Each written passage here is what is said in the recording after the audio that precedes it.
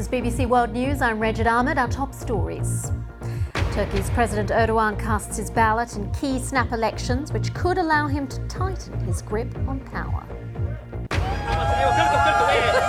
Women in Saudi Arabia celebrate after the kingdom finally lifts its controversial driving ban. I'm Andrew Lindsay on Sport Today in 15 minutes' time. The latest from the World Cup in Russia, where England are running riot against Panama.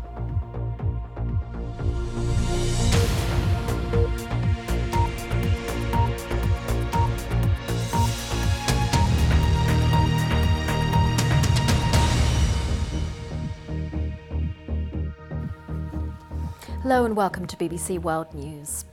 People are voting across Turkey in snap parliamentary and presidential elections, which are being seen as the biggest challenge yet to President Recep Tayyip Erdogan. His Islamist-rooted AK party has been in power for 16 years. Turnout for this election is expected to be high, with steady streams of voters reported at polling stations all over the country. Mr. Erdogan is looking to win his second five-year term as president, which would also grant him extra powers that were approved in a referendum last April. Well, let's go straight to Mark Lowen, who's live for us in Istanbul. Mark, one of the concerns that we're hearing about this election is whether it's going to be free and fair.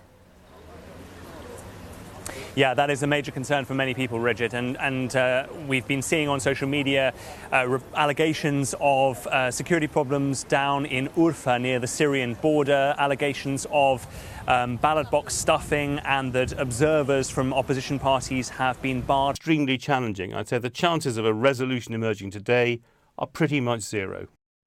Kevin Connolly there, and those EU leaders have been arriving for that working group. Angela Merkel has spoken, and she says that a large part of the discussions will be about external borders and reducing what she describes as illegal migration into the EU. And we'll keep you up to date with that as that story develops as well.